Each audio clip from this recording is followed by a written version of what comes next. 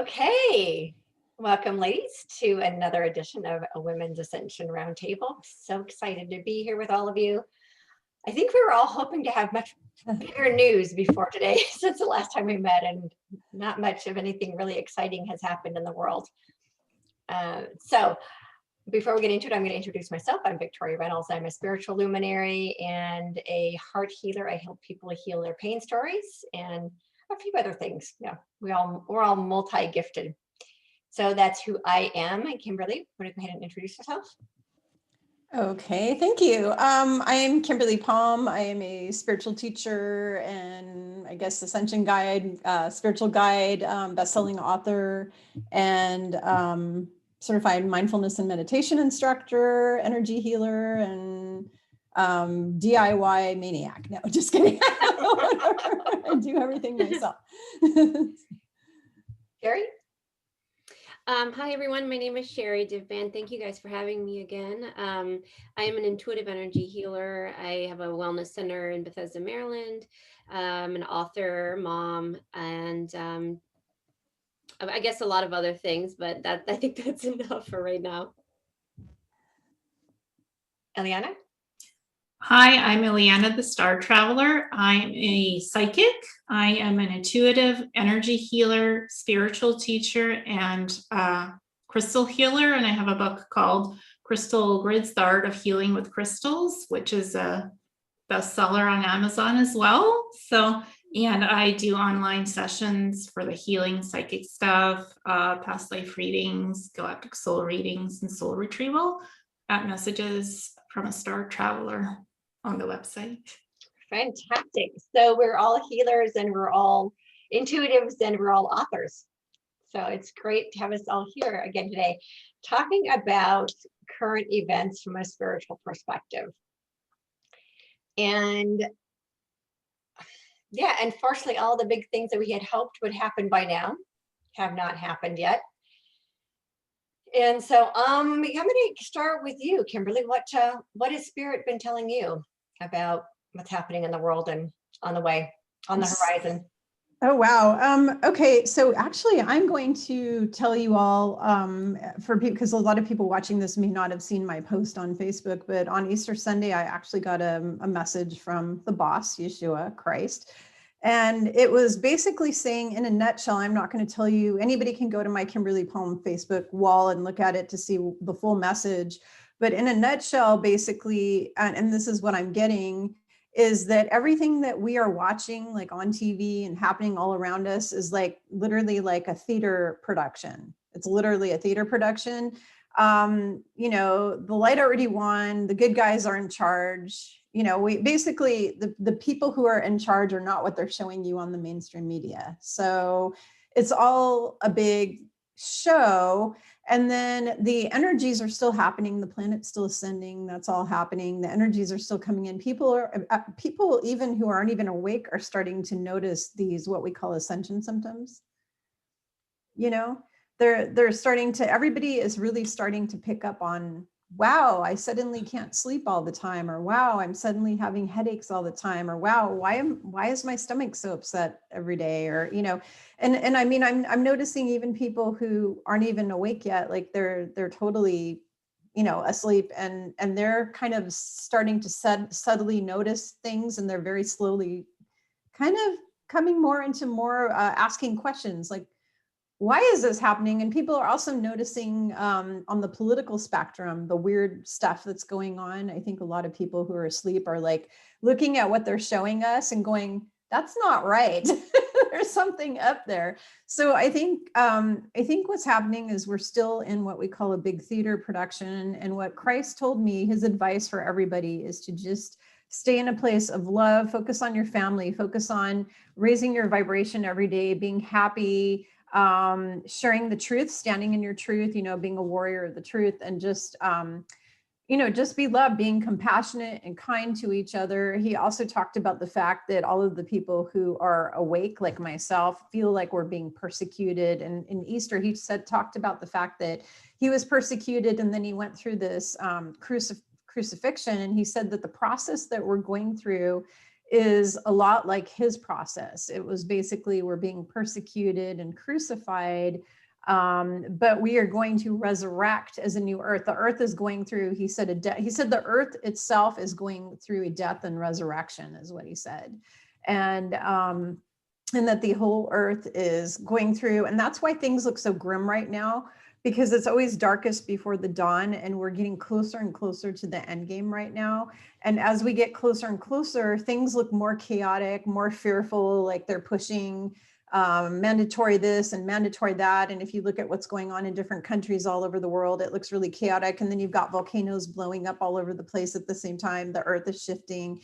It's very, very chaotic. And that's because we're going through a death and rebirth into new earth. And that's what he said. And he basically compared what is happening right now on the planet with us on a political level, on an earth level, all of it, to what he went through. And then what us, the truth people, the patriots, he said, he said specifically, he said, people, the truthers, the patriots, the people who are out there, we feel like we're being persecuted and crucified and all of that. And he basically said, you need to hang in there and be strong and just focus on radiating love and creating joy. And he told me, live each day like it's your last. Like, he keeps telling me that, like, literally live each day like it's your last. And it's not because the world's going to blow up and it is our last day. It's because when you keep going into the future, well, I guess I need to specify to people that I'm an internationally known stress management expert, and I wrote a best-selling book on stress. And so the thing is that when your mind goes into the future all the time, worrying about what's coming, it causes a lot of stress in your body. And then you have what's called fight or flight reaction. So you release a lot of cortisol, stress hormone, into your body. And so every time all of us keep worrying about when is this going to, what's happening? When's this going to happen? What if this happens? What if, anytime you go to that, you're releasing all this cortisol stress hormone. And so his point is, you need to stay in the now moment, always, like literally focus on the now and not be focusing on when is this going to happen? What's going to happen? Because every time you do that, it causes anxiety and it causes stress. Whereas if you're present right now in this moment, you're living this day like it's your last, you're creating joy, you're creating happiness in your life. That is going to move us along a lot better, and it's going to be a better process for you and a better experience for you. So that was basically the message that I'm getting. Yeah, that's a great message. I was getting something similar in that what I've been shown the last couple of months is that we need to stop looking for someone else to make the world better for us, and that we need to be the ones to take charge, because as we've seen, nothing has turned out the way people expected to. But then again, nothing ever does. People were expecting the Ascension to look a certain way. This is the Ascension. Sorry, people, it doesn't look anything like we thought it would. So, it is, and the resurrection is about the resurrection of love and light. It's not about the resurrection of dead bodies, and it's not a zombie apocalypse. So it is about all of us taking responsibility for who we are being in this reality, and actually doing something about it, not waiting around for other people to do it. Ileana, what do you have your input on this? Well, Ascension looks a little different to every person who walks the path of Ascension, because Ascension is within us. As a collective, we move in a certain energy, but Ascension isn't dependent on the whole collective, how it's going to turn out. We each provide a little bit of our Ascension spark. How we walk our path, we provided that to the collective, but it's not all one thing. We move at different Ascension paths and different timelines of what we work on to our highest spiritual evolution. So what I've noticed when I'm working with clients, or when I look at my own Ascension path, it constantly evolves, and it goes to different levels of dimensions as well. It goes sometimes higher, sometimes lower, and sometimes in the middle. So it's really dependent on how you're feeling today, what's going on in your life. So Ascension moves and flows in like a river of time, literally. So I tell clients, don't stress about it. You're on your path, you're exploring your journey, you're doing your spiritual growth, you're awakening. Your ascension process is yours specifically. It happens on your timeline, and don't expect the collective to be at the same rate as you are on your ascension path, because every person is different and every person awakens at a different time and realizes epiphanies at different points in life. So one person's ascension is not necessarily going to look the same as someone else's, because again, we have so many things happening in life that have shaped us, who we are and what our spiritual evolution is. So we can't expect everything to be the same. When we ask a person, well, what's your ascension journey? What's your story? They share theirs, we share ours, and it's might be similar or very different. And that's all okay, because we're all going through the ascension process in our own time. So this is what I'm working on with clients on and teaching in my spiritual courses and consultations, that you're not ahead of somebody else, you're not behind somebody else, you're on your own journey, and explore that and dive deep into that and explore who you are, because that is what ascension is. Right. So it's about each one of us. It's about each one of us leveling up in our own terms, in our own way. What's really great about that is that it reminds us to not hold other people in judgment for where they are, because everybody has their own path, and there is no one right way, and there's no one path to ascension.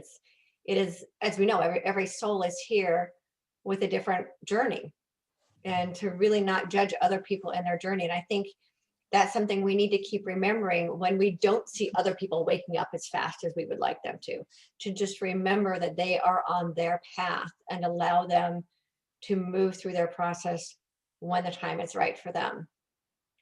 And that's kind of, I know it's frustrating for people because you want to like shake some people awake, and just understand that they will wake up when it's their time, and if it's in alignment with their soul's purpose. We don't know what another person's journey is. So rather than being frustrated and angry with them, hold them in love and compassion, and be our best selves while they are becoming who they're here to be. Thank you for that. Sherri.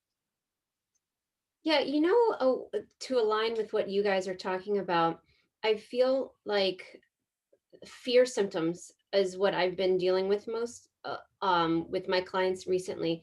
And they can look a lot like the ascension symptoms. The ascension symptoms Kimberly spoke about, with stomach aches, mild headaches, heart palpitations, the sweating, things like that. And fear symptoms can look a lot like that when you're in the vibration of fear, and which so many people are, because of the fact that we're in the middle of April right now, and a lot of things haven't panned out the way we have hoped for. And so there's a lot of frustration, there's a lot of anger, resentment, all of that.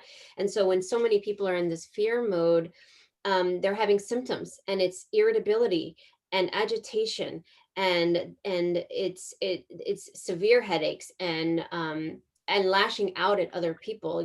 That's how the difference between ascension symptoms that they're having physically, and fear symptoms. And so I've been working a lot with my clients on recognizing this. And, I think the number one complaint that I've been receiving lately from people that I work with is they are losing patience with those in their life that are not awake. A lot of us have been awake for many years, decades even, and we have just been very patient with our family members. Even some of us are being attacked, as Kimberly has mentioned, having a hard time with family, and myself as well, and Victoria as well, where our resonance isn't aligning with one another and our beliefs. And it can be very taxing on everybody. And it's really difficult. And so a lot of people are losing patience and saying, I'm frustrated and I'm tired of trying to convince others, or not even convincing. They've decided to just be at peace with it and not try to convince family members. But now they're getting angry and frustrated of the friction in between the family members or the friends. And now it's starting to lower their vibration.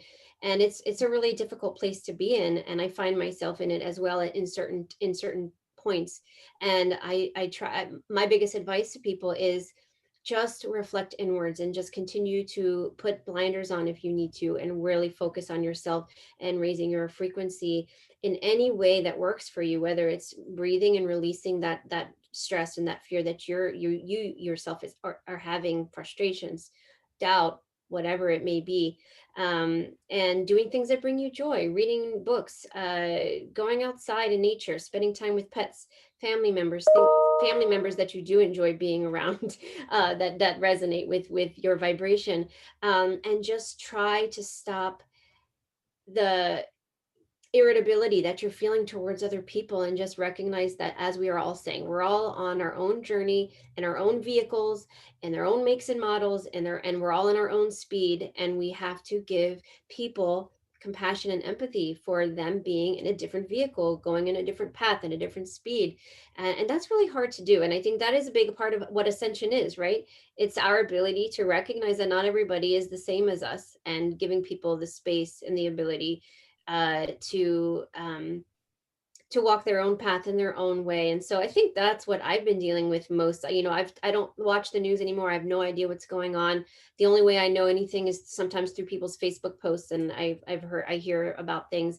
But I really, for my own sense of peace and harmony, I don't want to know anything anymore. I don't care about dates. I don't care about who said this, or I don't even watch a lot of podcasts anymore, because I found that it was really sucking the life out of me, and I found myself becoming hopeful for things that were going to happen, that I believed were going to happen, and they didn't. And then I had to reflect on my own emotions and my reactions to it, and how it was affecting my wellness, and then my ability to be a mom, and my lack of patience with the kids that had nothing to do with them. It's all about me and my worry.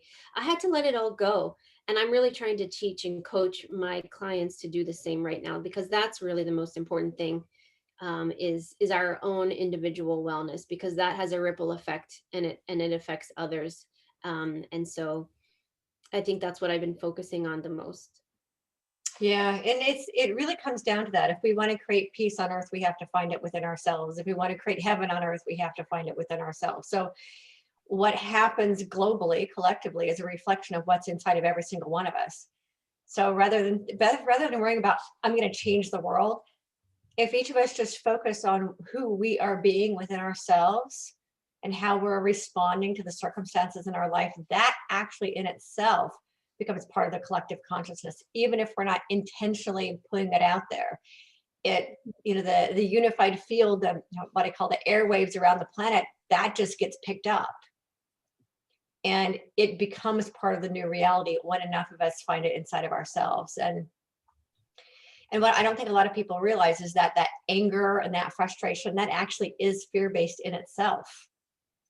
And that when we start feeling that is a recognition of fear trying to infiltrate our presence. And to really get clear when we're starting to feel that way. Now, I have to say that's happened for me as well. When my husband and kids started talking about getting the jabby jabs, and knowing the percentage, I've actually have done some math doing this per percentage on that, of how many people are transitioning out as a result of the jabs. And I kind of started going into a little bit of a panic over that. And then I realized, wait a minute, that fear is, again, it's fear attempting to sneak in and keep me from having my inner peace. And then coming back to, I actually have a note here to share with you guys. I have on my desk to remind me, it's conscious neutral observer. To always stay as a conscious neutral observer of our own experiences and the experiences of anyone else. And when we stay in that conscious neutrality, it keeps us from going into those huge emotional swings that come with watching the news, or come with the expectations that we have. And expectations can be very stressful. So it's not that we don't desire something better and that we don't envision something better. It's when we expect it to be a certain way that can cause stress and anxiety. And so I wanted to share that with you guys, the note on my desk that reminds me to stay neutral. I love that. Can I say two things really quick? Okay, so I wanted to comment about what Sherri said because I love what she said. Sherri, I have been kind of doing the same thing. So my message from my guides was I was watching too many of these fear porn videos and it was really dragging my energy down. And so they told me to stop doing that. So I've switched over to now what I call self-improvement. I have several doctors I follow, like Christiane Northrup and Dr. Mandel, who's this amazing chiropractor, and he's got hundreds of these amazing tips videos, like what to do for a sore neck, what to do for your back, what to do for raising your glutathione levels, what to do for your cells, for rejuvenating your, he's got all these videos. So I started really watching more of that, like what I call self-improvement, like really working on going within myself and taking care of myself, because I'm a healer and a teacher all day, and all I'm doing is advising and counseling people all day long. And it really, it's draining because I'm an empath. And then I have my family I take care of because I'm a mom. And so I decided, instead of going and watching videos that are going to drain my energy, because all of these videos, a lot of them seem to be really negative, I'm going to spend my spare time on the self-help things for myself, to nurture myself and love myself and take care of myself. Because it's like when you're riding on an airplane and they say, put the oxygen mask on you first before your child, because you're bigger and you need more oxygen, so you're going to pass out first, and then who's going to take care of your child? So you put it on you, and then you put the oxygen on your child. And so you have to take care, when you're somebody like us, where we are healing and working with people all day and our families and everything, and being a caregiver, you have to take care of yourself first. So really, really focusing on those types of videos, which, instead of these negative ones, I have found really beneficial. And then the second thing I wanted to point out was I had this Peruvian shaman on my channel, on my show, that I interviewed. And he told me, Kimberly, the fear is coming from both sides. It's not just coming from the dark side, putting out fear, like we're going to give you mandatory jabby jabs and all that. It's also the light worker side is putting in a lot of these fear videos and stuff, saying this is going to happen, or that might happen. If you don't do this, you're not going to ascend. And, all of these fears. So the fear is actually coming from both sides. There's a balance of fear. And so he said, that's why it's beneficial to just not even go there. Like, don't even look at any of it. You need to really work on yourself and your own personal connection to source, and listening to your own inner guidance and your own guides and angels, and connecting with God every day and that type of thing, because there is fear literally being swarmed at us, or, it's kind of like we're in a batting cage, and the batting machine with the balls coming at you has gone out of control, and all of those balls are just flying at you all at once. That's what it feels like. They're coming from all of the directions. All these balls are hitting your body, or like one of those tennis, where there's like one of those machines where it's shooting the tennis balls, and they're coming at you from all directions.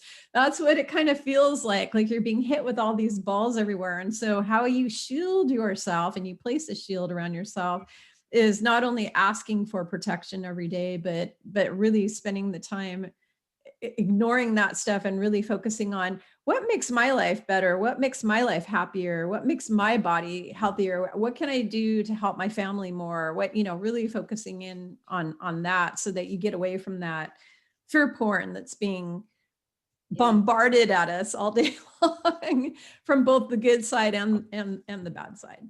So Yeah.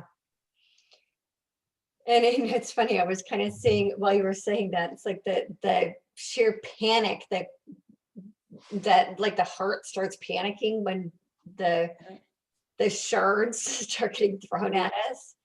And, and just what Sherri was saying, I try to go outside every single day. I take off my shoes, and sometimes it's cold, and just, reconnect with Mother Earth, and remember that we're all here together ascending. And there's, to me, the two things that I find help the most. One is going outside and earthing myself, even hugging a tree or walking in the ocean, whatever it is that we need to do to reconnect with nature, because she is always there, ever present, loving us no matter what.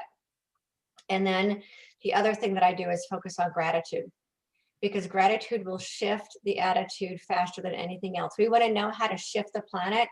We need to get out of fear and out of what we think needs to happen and focus on absolute gratitude for what we presently have. And that will actually change the planet faster than anything else. And I'm a gratitude preacher, I guess, because it's been so effective in my own life that it doesn't matter what the bleep is hitting my life, gratitude takes care of it every single time. Yeah, exactly, Victoria. I felt like my world was falling out last week. My computer crashed.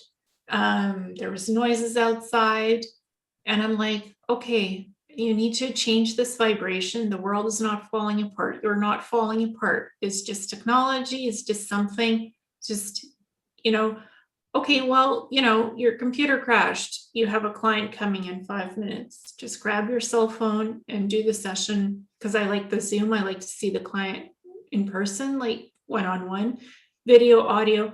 That's okay. You are gifted. You're psychic. The client will get the same lovely session on the phone, just like you do on Zoom. You're not dependent on your technology. The world is not crashing. So, and after the session went great with the person, and then I just went, my higher self, a portion of my higher self, I started intuitive channeling. Her name is Miara, and she said, go outside, go take a walk. The noise will stop. That's not a permanent thing. The noise will stop. The computer will come back. Just go for a walk. Take care of that stuff after you breathe some fresh air and go for a 30-minute walk. And so I did, and it was like, okay, nothing's crashing around me. Everything is fine. Just reboot your computer, restart the computer, close the window if you have to, if there's noise, and just leave the place for a bit, and everything will be fine when you come back. So that was the message from Miara. And once I let go of like, okay, I can't fix this now. I can fix it later. It's not, nothing has crashed. The world hasn't ended. It's just a little glitch in the matrix. Anything and everything can be fixed. Nothing is permanent. So give yourself the space to breathe. If things are like, if you feel like something's falling apart and crashing and you just cannot change it right now, give yourself space to breathe. Go outside, take some fresh air in, sit down on a bench and just breathe. Breathe in and out, close your eyes and just let it go. Yeah. If you cannot change it now, you can change it later. So nothing is permanent. Anything can be fixed. Anything in reality can be fixed. So going into panic mode, going into fear mode, it's not going to help solve anything. Letting that go actually is what helps you to fix things in life. Once you let it go, you trust source creator, you let it go. If you cannot change it now, you can change it later. It's what I learned from that particular experience. The expectation created the frustration. Well, the situation, just what I was in, I'm like, okay, well, I have 5 minutes. I cannot reboot my computer. I cannot fix this now. Let this go and just use my cell phone to do the session for the client. Substitute it. If something's falling apart, substitute it for something that does work at that time and use that instead. Because the computer will still be there at the end of the day, and you can figure out how to fix that when you have the time and you're not under stress. You're when you have extreme emotion coming towards you and bombarding you, finding a solution quickly. Like I had to find a solution quickly. So I said to myself, you're going to communicate with the client no matter what. There's a solution, just do it through the phone. It's the same technology. You're going to hear the person, you're going to connect, you're going to psychically give them what they need. Don't worry about video. It doesn't have to be perfect. It just has to be what it should be. And that's it. Once I said that to myself, and Miara said the same thing to me, I just suddenly let go of the fear and the anxiety, and it was beautiful. Just cleared immediately. And at the end of the day, everything was wonderful. I fixed my computer. The noise outside stopped because there was just a truck coming by, and unloading things. So the beeping wasn't a permanent thing. So I just let it go and everything took care of itself. Yeah, that's kind of really interesting how it works that way. Sherri. I was just going to say, I've been working a lot with my daughter on that recently. She's only 6 years old, but she has like extreme emotional reactions to certain things, especially when they're out of her control. And I'm trying to teach her right now a very important lesson that you can never control the environment, but you can always control your reaction to it. And you can make your life very difficult if you are have these extreme reactions to certain situations. And so I'm trying to teach her, take a deep breath, figure out a solution like you did. Okay, well, the computer doesn't work, I'll use my phone. Utilizing those tools is very important, especially right now when there's so much irritability and frustration, and the frequency is shifting left and right around us. We always are in control of our emotions, always. We can control how long we're going to be frustrated, how long we're mad at somebody, how long we're not going to forgive someone for. But we cannot control others, and we can't control our environment. But at least we can feel a sense of empowerment by knowing that we can control us, our reaction, our state of being, our wellness is in our own hands.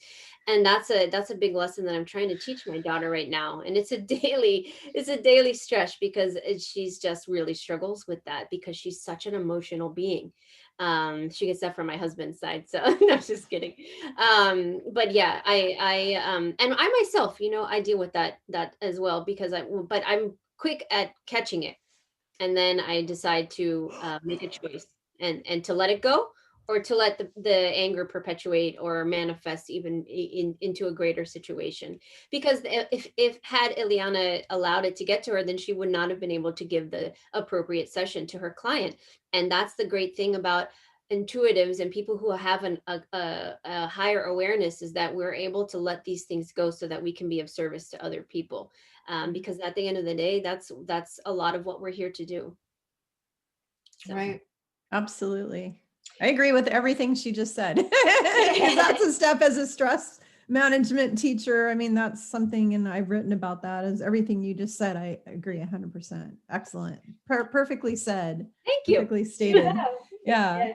So the theme that I've been hearing through this, and I think it's really important for people to understand, is to focus on the solution, not the problem. Yes. That's how we're going to create our new reality. We're not going to create a new reality by focusing on the existing problem, which is why a lot of us have just turned off the TV. Like it's one thing to acknowledge that the problem exists. It's another thing to actually dwell on it. And then it sucks us down into this dark space. It's a lot harder to get back out of. If we stop focusing on the problem, instead of focusing on the solution happens because it must. That's how the universe works. But as long as we're continuing to focus on what we don't want, we'll continue to get what we don't want. Mm-hmm. And continue focusing on the problem is just going to continue to create more of the problem. So collectively, as humanity, we need to stop focusing on the problem and instead start focusing on the solution. And every single one of us is part of the solution. Mm-hmm. And so I think there's an amazing lesson here for everyone who's watching this video to understand that we actually are the solution.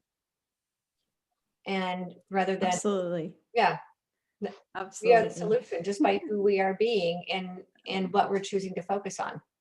Yeah, and my family is very awake. I mean, they called me a conspiracy theorist when I started my YouTube channel, because there's like, oh, there's stuff on the moon, stuff on Mars.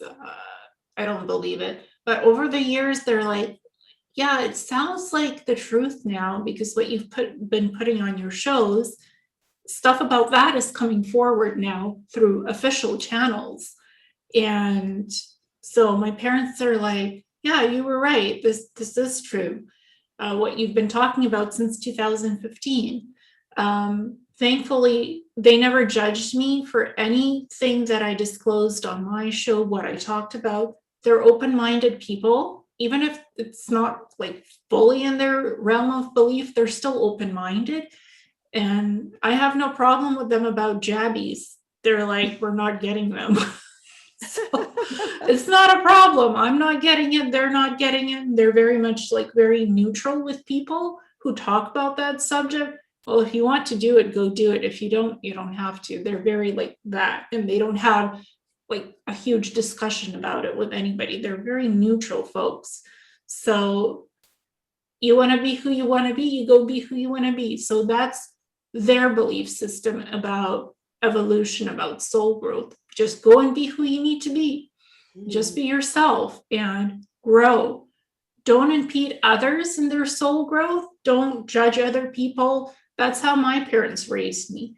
You need to be who you need to be. Go be it. Just don't interfere with other people's lives. That's how my parents raised me. So that's how I still am today. I'm very open-minded.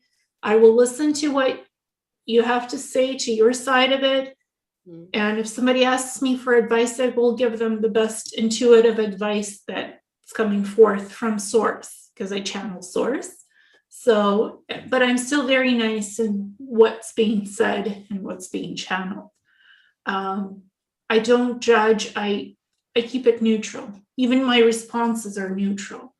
They come from respect, and they're the best response person will get, the best advice.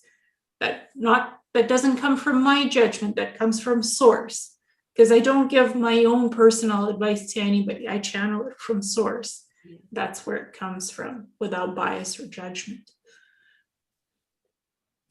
That's beautiful. I love your parents. You are so lucky. I wish I had parents like that. Mine were so opinionated. Oh, they're very much opinionated, but they're still like, this is your life. You're in charge of your life. We're not going to impede what you do, because this is your soul path. This is ours. So we all three of us, and the cat too. It's like, if you want to do what you want to do, go ahead. We're not going to stop you. We're not going to create roadblocks for you, because that stops soul growth. So it's not a solution like to stop somebody from doing what they want to do, because you can't. That person is responsible for themselves.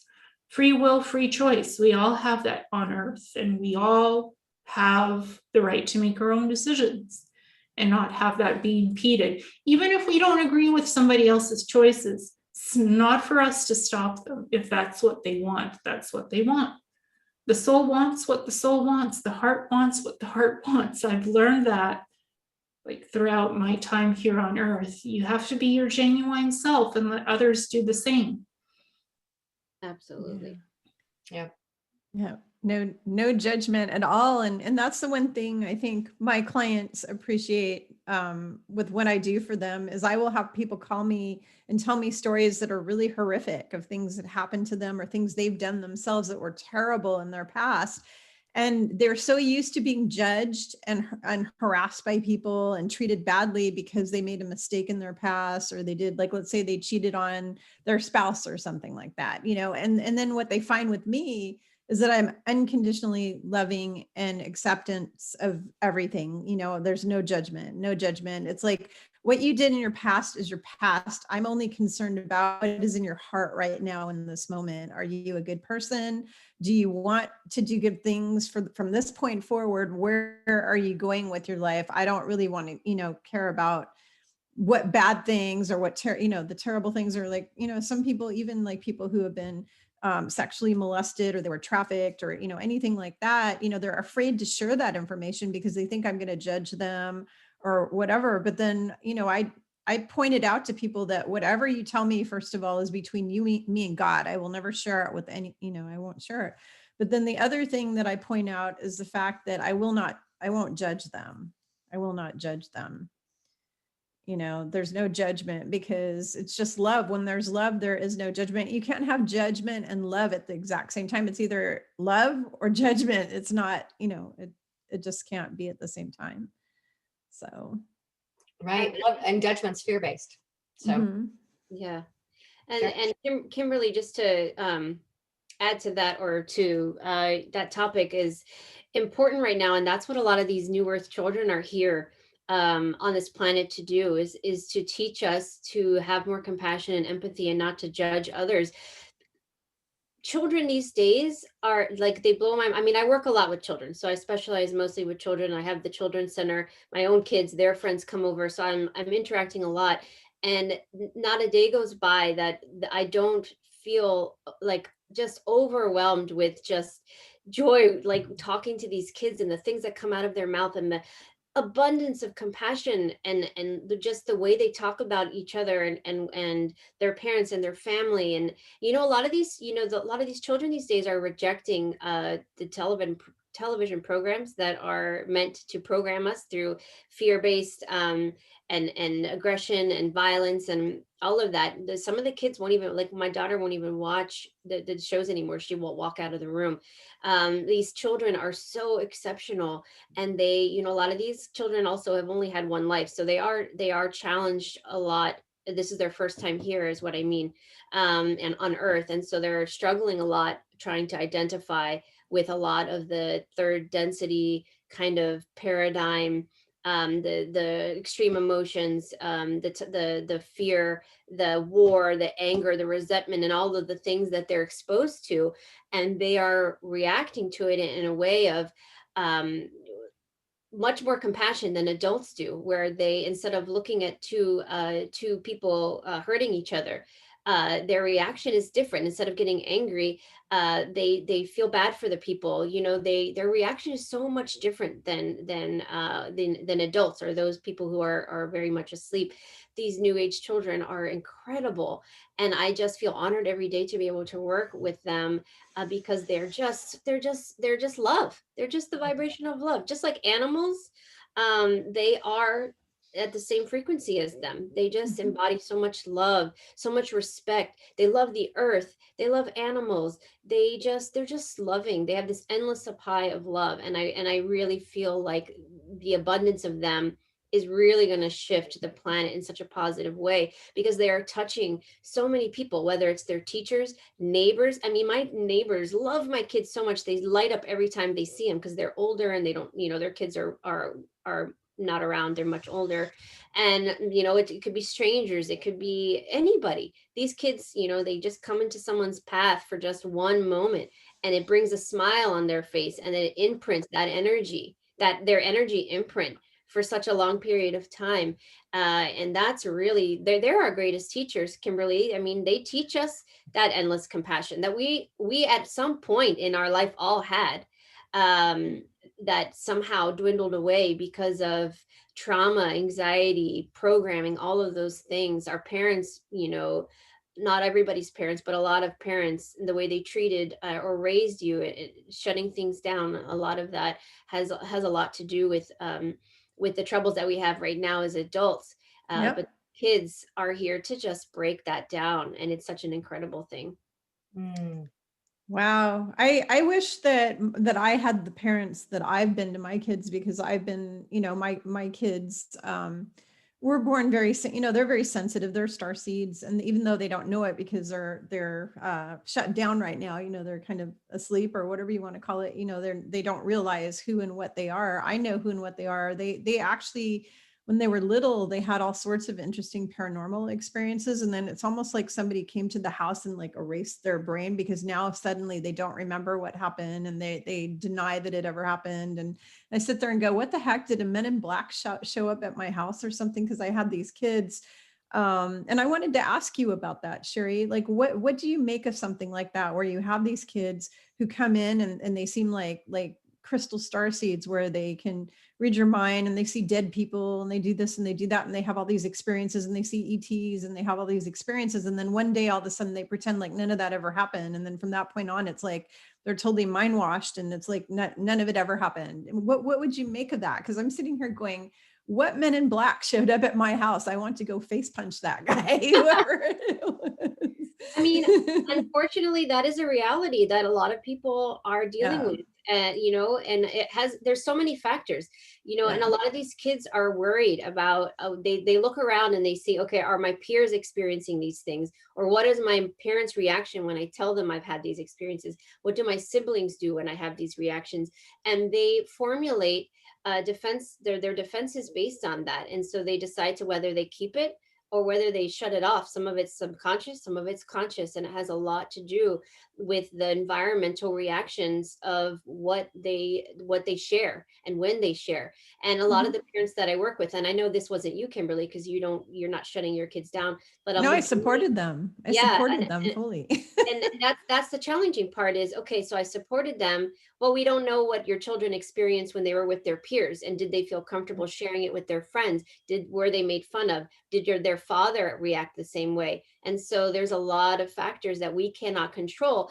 Or as a mom, we can only control so much. I tell my children to tell me everything. I never act surprised. If anything, I'm excited when they tell me, and I try my best to make them feel comfortable. But I can't control my husband's reaction when I'm not around. I can't control the kids at school, what they say. And a lot of times when I do talk to teens that come into my office, once they feel comfortable, they'll share with me, I noticed one of the most common things is they'll say, I noticed that the kids at school we're not talking about the same things. Or when I decided to say something at 7 years old, they looked at me and they laughed at me and said that that was ridiculous or silly. And out of fear, out of fight or flight as a human reaction, we are here, so we have survival mode that kicks in. They will block it to ensure that they have the ability to fit in and survive. And that's the challenging part. But the good news is later on when they're ready, I've helped so many activate it and bring it back. But it's all about their willingness to feel safe and their intention to want it. And so, the best thing you can do, Kimberly, is just be there when the day comes that they're ready for it. Because I have a teenager, he's not against it, but when he was a young child, I think I shared it in one of our interviews before, he saw angels, he saw dark angels. He even asked me about it. He told me he talked to Archangel Michael. He would tell me things all the time. Now, if I ask him, he says, I don't know what you're talking about. I never said that. Yeah. And I'm just like, my experience. And I think to myself, what did I do wrong? But it's nothing I did wrong. It really isn't. It's just his journey, and he's decided to take it off. And I just hope that someday when it comes back on, I'll be there for him. But until then, I Absolutely.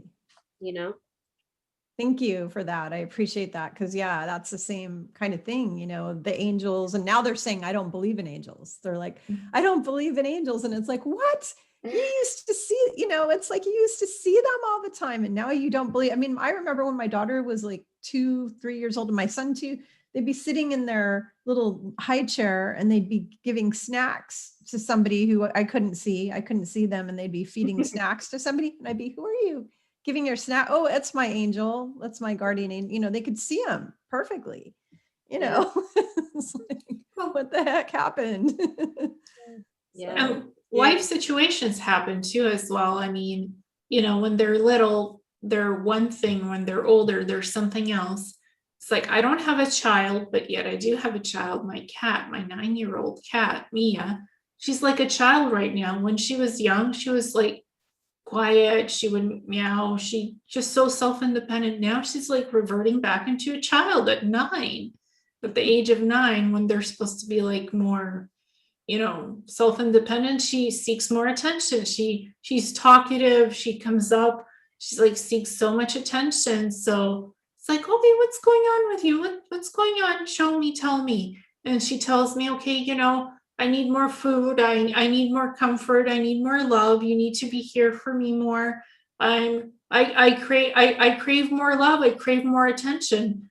Here I am. So here you need to be for me as well. So before she wouldn't crave so much attention. She was more independent. But as things change, as life changes, people also change. So just because they were one way, that they were talking about angels, believing in angels, as they grow older, sometimes that changes. And with my cat, it's a reverse. Now she's like, I want to be closer to you. I want to be more with you. When I'm meowing, I want you to come here and I want you to pet me. I want you to show me more love. I need more from you now as I get older. So, and when I was younger, I was more self-independent. Now it's the opposite. So I'm here to support my cat, my love child, my fur child. So I still think I have a child. That's my child. So I'm here for her changing needs. So it's like, we just love them no matter what. Right. Ileana, my cat is the same too. She was really normal cat when she was little. And then now she just constantly wants attention, and she's really talkative, and it's pet me and showing off and trying to get attention all the time. And she's super needy, and she will sit outside my husband's office and guard him like a guard dog. And she's doing all these things she never ever did when she was younger. So I totally hear what you're saying about the fur baby thing. They're very, very much like humans. We keep saying that our cat is kind of like a 5-year-old child, the way she acts a lot, very similar to a human child, the way they act. It's really interesting. So, I wonder if some of that's from us being home so much, because my cat's been acting the same way too. It's like, oh, well, you're here all the time, so therefore you must give me your attention. Where before last spring, we were gone a lot more. I think and kids have kind of gotten the same way. Mom's around all the time, so I'm going to ask for more attention. No, things are usual. My parents are out all day. I'm doing my work stuff. So she's alone for the whole day, the cat. It's just, I hear in the mornings, the meowing, especially the attention is during 5 a.m. to 9 a.m. is when the attention needs to happen. I think the lesson that I'm learning is that with age, people do change. It's something like we don't stay the same. They don't stay the same. We constantly change. So we just need to be supportive of those changes in people's lives, in our relatives, our children, our parents, ourselves too, because we change, our pets.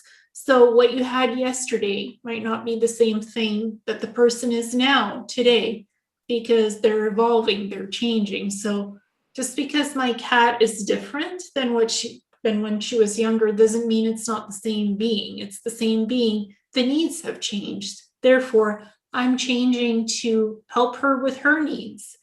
It's just about change. Like, we can't expect people to be all the same thing all the time, because change is evolution, change is soul growth, change is ascension. Yeah, and you're right. If we go back to remembering how much we have changed, that allows us to be more patient and more compassionate with other people, where they are, where they have been, and we don't know where they're going. So to embrace the change for ourselves, but also for other people, and for our cats. Yes. Yeah. Sherri, did you have anything you wanted to add to that? No, I mean, I love the topic of pets, and I'm a huge animal person, and but I didn't really have anything to add. I was just enjoying Ileana talk about her cat. Ileana has a great relationship with her cat. Her and I have had a lot of conversations about her cat. Her cat has quite the personality, from what I've heard. It's like really like talking to a human, because she's always there saying, well, I need you to do this, I need you to do that, pet me, feed me, groom me, and now we're going to go play hockey with the balls. So it's like having a child, like a full-time child at 9 years old, and she's far more communicative, and she's like, well, I feel like I'm talking to a person, and I am, because animals are very intuitive. Cats, dogs, any animal is intuitive. So I feel like I'm talking to somebody who's my size, my age. I'm talking to a person. And when I look down at her, I see a cat, but that's not really a cat. She's very intelligent. I feel like I'm talking to a human being, and I am talking to a being, just in a slightly different form from when I knew her in past lifetimes when she was a priestess. So I remember her as not a cat, but as a human being. So there's really a connection from me and her in past lives and me and her now. So it's like what I see as a cat is not really a cat to me. It's a full-grown living being that I interact with on a daily basis. I mean, animals, they have soul contracts with us as well. I did animal communication for a long time before I started working with people. And I had my dog that most recently passed away. She was 13 and we had to put her down about a month ago. But she was the first animal that I really truly communicated with. And she told me that she was a very evolved soul that is decided to come into this life one time to be an animal. She hated being a dog. And she said she did it only to help me through my evolution, to help me learn how to work with animals, how to communicate with animals, how to do energy healing with animals, and to appreciate and understand them. And so she was one of my greatest teachers. But anybody that met her all said the same thing. This is not a normal dog. She didn't like to play fetch, didn't like to do anything a dog would do. She didn't like to be wet outside. She had to kind of like walk. She wanted to be inside. She was more, like a human being. And when she looked into your eyes, like to anybody, not just me, like it's like she was looking into your soul and reading you. And I just had so much admiration and respect for this dog because I knew she wasn't a dog. She was a soul that incarnated as a dog in this life to help me out a lot and also to be with my children and my husband as well. But she was here to do so much more to teach me and to guide me. And we had a contract together. And when it was her time to pass, she told me, I'm going to live for probably about 6 to 9 more months because we got another dog. As soon as this dog is ready to be alone, I will move on, and my time is our contract is up. Sure enough, 9 months later, almost to the date, we ended up putting her to sleep. And so I will forever cherish that relationship because Ileana is right. It's not just a cat. It's not just a dog. It's not just a horse. These animals have a spirit just like us. Yeah. And Consciousness. they connect to the collective consciousness as well. They are highly evolved. Just because they can't communicate in words, they are highly intelligent. And part of my life's mission is to remind people of that and to teach people to respect and love animals as we do just as much people, the animal bond relationship. So. Right. Yeah, they are actually our soulmates. People just don't really think about soulmates as being other humans, but a lot of Animals in our lives are also soulmates. We've had soul agreements with them. Yes. Okay, I wanted to let all of you know that we have bumped up against an hour. So do we have any closing statements to make before we end this lovely roundtable this afternoon? We're good? Kimberly, close us out. I know you have something to say. Well, I really wanted to comment about the animal thing because it's always bothered me about the biblical stuff that man was supposed to care for animals, but man has always had this superiority, nasty thing of animals are beneath us just because they don't speak our language. So just because we share the planet with lions and tigers and bears and cats and dogs and birds and everything. And just because we can't understand their language because they communicate in a different language than we do, doesn't mean that it's okay for us to go and wipe them all off the planet and kill them and torture them and do all the terrible things that humans do and wipe out all their forests and their homes and, cutting down the rainforest and all the things that we do. We're not being very good caregivers because God wanted us to care for them and treat them like they're our little fur brothers and sisters. And instead, humans are so disrespectful to animals. And and everybody who knows me knows this about me, but I love animals more than I love humans because animals are unconditional love and they're made by God and they're the closest to God. And people are not so nice, but animals are always love, love, love, love. They're wonderful, like especially dogs and cats are such loving beings. They do have a soul. I have 4 spirit animals that guide me all the time. I've got eagle, hawk, wolf, and believe it or not, what do you call those guys? Dragonfly and dragonfly.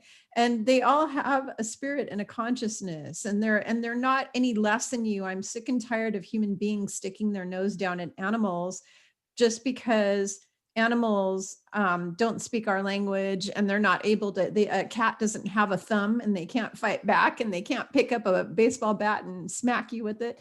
Just because they're not able to do the same things we do and they're not able to speak our language doesn't make them any less. And people need to have more respect for the animal creatures on the planet because We share this planet with them. And when we talk about the collective consciousness of humanity, it's not just a collective consciousness of humanity, it's a collective consciousness of all living things on planet Earth. And I'm going to drive that home with everyone. That's my final message, is from this point forward, when you're thinking about us as a collective consciousness that's ascending, don't just think about the humans on the earth. Think about the fact that we are a collective consciousness with every living creature, and we need to have respect for all those living creatures. It's really important. It's about Yeah. all life. That's my final word. I'm going to close out with one more thing. The misperception between the misperception that dominion means the same thing as domination. They're two very different things. And part of that has been the misperception. Dominion means to be in care of, and domination means to control. And for thousands of years, humanity's had that misperception that they mean the same thing, and they're two very different things. When we rise, we all rise. Ileana has one last thing to say.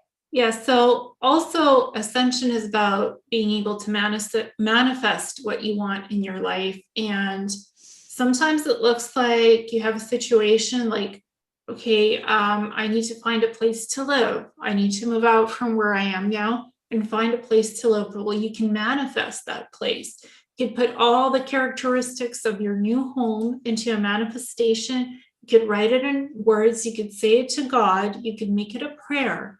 And it is heard, and you can make it possible, because when you manifest something from the universe to this 3D reality, you're literally creating your new paradigm timeline.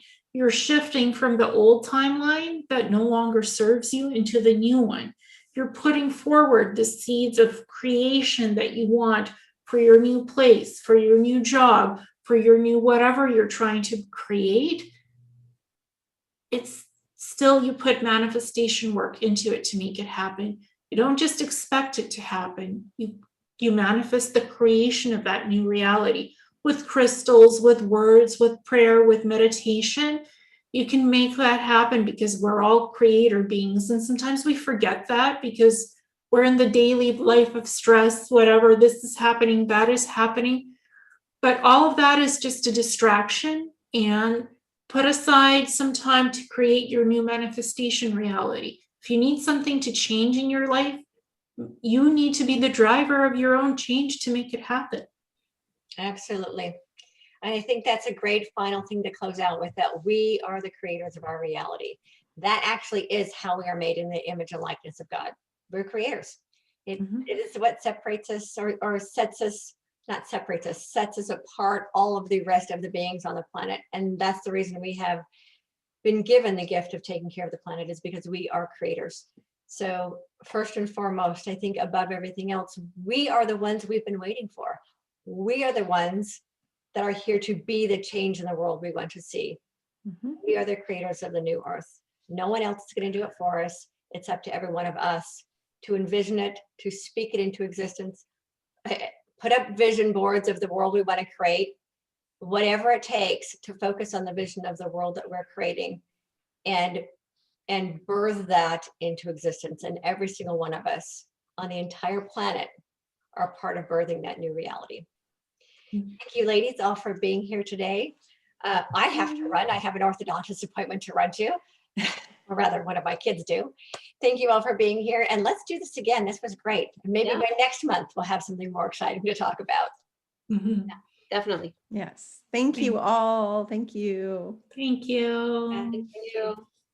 Namaste. Namaste. Namaste. Thank you all, ladies. Have a wonderful day. Bye. Bye.